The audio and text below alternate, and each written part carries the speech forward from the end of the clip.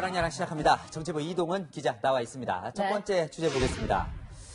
시민단체가 왜 이 전공의들을 더 화나게 만든 게 시민단체라는 얘기가 나오던데 무슨 얘기인가요? 네, 지난 24일 보건복지부 공식 블로그에 올라온 카드뉴스가 발단이었습니다. 공공의대 후보 학생을 추천하는 위원회에 보시는 것처럼 시민사회단체 관계자가 참여한다고 돼 있습니다. 그러니까 이제 의사를 뽑는데 시민단체가 왜 참여를 하느냐 이런 거예요. 네. 자, 이를 비판하는 패러디도 많더라고요. 네, 소개해드리면 영화 타짜의 한 장면인데요. 내가 아들 의대 보내려고 17살 때부터 시민단체 했다는 대사가 눈에 띕니다. 또 다른 패러디에서는 자녀를 의대에 보내고 싶은 학부모에게 상담사가 시민단체에 가입할 수 있으시겠습니까? 이렇게 다그칩니다. 네. 네, 의사 출신인 안철수 국민의당 대표도 아예 대놓고 불공정 입시를 자행하겠다는 것이 문재인 정권이 추구하는 정의이고 공정이냐고 비판했습니다. 사실 이 시민단체가 요구한 게 아니라면 이런 비판을 받는 시민단체도 억울할 만도 한데요. 네. 이 처음에 공공의대 설립 법안을 발의한 민주당의 이 법안 내용에는 이런 내용이 없었다면서요. 그런데 네. 누가 이런 걸 넣은 겁니까?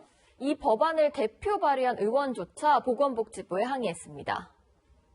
법안은 아직 심의조차 안 들어갔습니다. 공청회도 한 번도 한 적이 없어요. 그런데 왜 이런 내용이 복지부의 공식 홈페이지에 버젓이 올라가 있느냐. 이걸 제가 문제를 따지는 거예요. 왜 그렇게 된 겁니까? 정확한 정보를 제공하지 못하고 오히려 혼란을 드렸던 부분에 대해서 저희도 송구스럽게 생각을 합니다. 이 대화만 보면 복지부가 임의로 시민사회단체를 넣은 걸로 보이는데요. 사회적 혼란을 야기한 정부의 경솔함에 대한 사과는 여당 의원이 아니라 국민에게 해야 할 것 같습니다. 네, 이 워낙 예민한 상황이라서요. 자, 네. 다음 주제 보겠습니다. 네. 오늘 종일 화제였던 현대판 상소문 얘기군요. 네.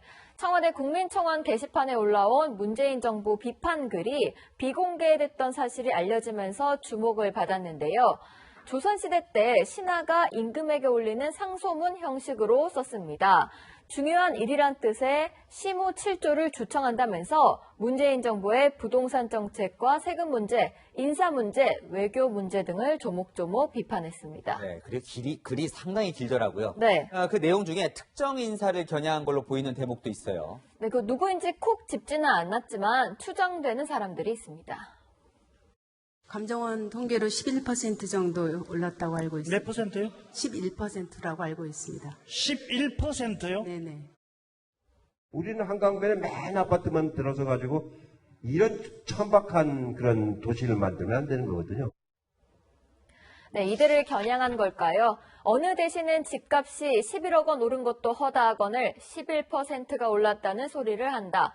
수도 한양이 천박하니 세종으로 천도를 해야 한다는 해괴한 말로 백성들의 기세에 찬물을 끼얹은 대신 이렇게 적었습니다.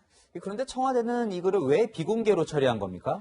네, 사전 동의 100명을 받은 글은 일단 비공개 처리한 뒤 허위 사실이나 명예훼손 내용이 있는지 검토하는데 이 청원 글이 2단계에 해당된다는 게 청와대 설명입니다. 그런데 이 글 지난 12일에 올라왔거든요. 보름 만인 오늘 오후 공개로 전환됐습니다.